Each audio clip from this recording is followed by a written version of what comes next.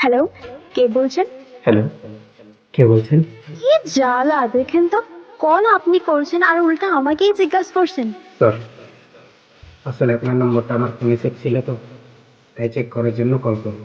আচ্ছা, কোনো সমস্যা নাই। তুমি তো অনেক রাগে মনে হচ্ছে। তেমন কিচ্ছু না, রং নাম্বার তো তাই। ওকে তাহলে বাই। আরে শুনুন, সরি, আপনার বাড়ি কোথায়?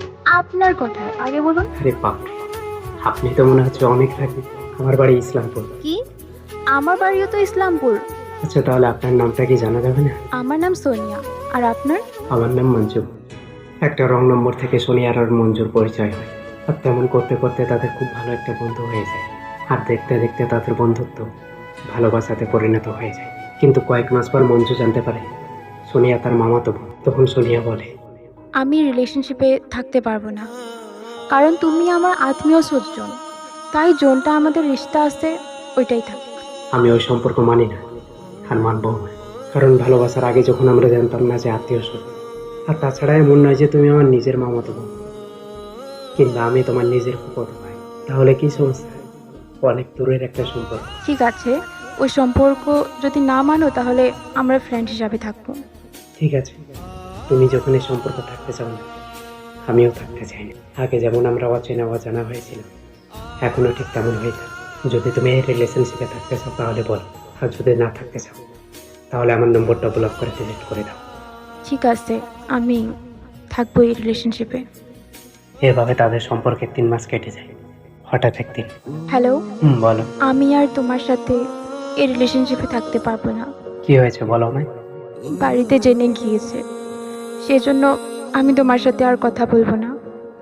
সোনিয়ার এই কথাগুলো শুনে মঞ্জু বিদেশ থেকে বাড়ি চলে আসে, আর সোনিয়াকে বোঝানোর পর তাদের সম্পর্ক আবারও ঠিক হয়ে যায়।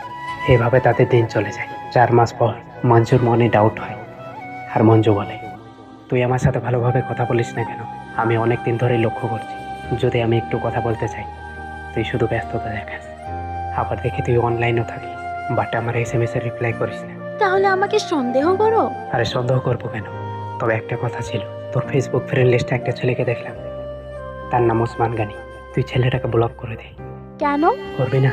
না, আমি করবো না ব্লক। ঠিক আছে, তাহলে আমাকে ব্লক কর। আমি উসমানীকেও ব্লক করবো না আর তোমাকেও ব্লক করবো না। তোমার যদি থাকার ইচ্ছা আছে তাহলে থাকো, তা না হলে আমাকে ব্লক মেরে চুপচাপ নিজের রাস্তায় যাও।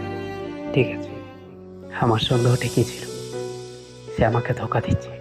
যদি তার ভুলই না থাকতো তাহলে একবার হলেও আমার ডাউট ক্লিয়ার করার চেষ্টা করতো। আমি জীবনও ভাবিনি সে আমার সাথে এমন করবে। না, আমি চলে যাবো এখান থেকে অনেক দূরে। দেখি তো আজ ট্রেন আছে কিনা। হ্যাঁ, আছে তো। মঞ্জু যেই দিন বাড়ি থেকে চলে যায়, তারপর ওই দিন মঞ্জুর বাড়িতে একটা অনুষ্ঠান ছিল। মঞ্জু অনুষ্ঠান ছেড়ে বিদেশ চলে যায় শুধুমাত্র সোনিয়ার জন্য। মঞ্জু যাওয়ার সময় ফেসবুকে একটা স্ট্যাটাস লাগায় যে হয়তো সে আমার চলে যাবার স্ট্যাটাস থেকে আমাকে একটা কল করবে। ঠিক 1 ঘন্টা পর মঞ্জুর ফোনে একটা কল আসে।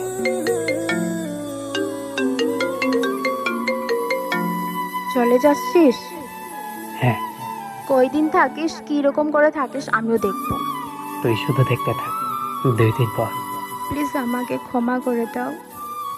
সে আমার এক্স ছিল, তোমার আগে আমার জীবনে সে ছিল। সে ধোকা দেওয়ার পর আমি তোমার সাথে রিলেশনশিপে আসলাম। প্লিজ এবারের মতো আমাকে ক্ষমা করে দাও। প্লিজ প্লিজ ক্ষমা করে দাও। তুই ক্ষমা চাইছিস কেন? আর তুই যদি 2 দিন আগে আমাকে এইসব কথা বলতি, আমার এত কষ্ট হতো না। কান্না করিস না প্লিজ, আর নেক্সট টাইম এমন করিস না।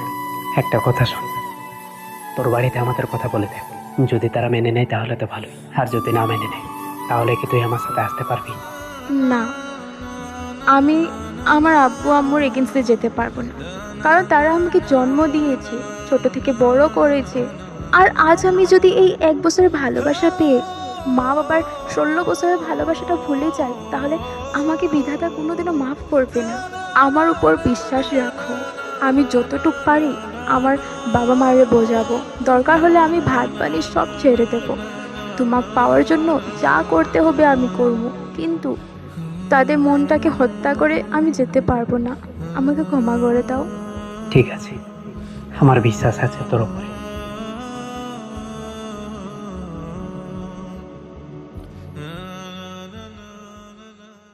এটা ছিল মঞ্জির ভাইয়ের গল্প। ডিউ টু প্রাইভেসি কনসার্ন আমি তাদের অ্যাড্রেস বলতে পারবো না।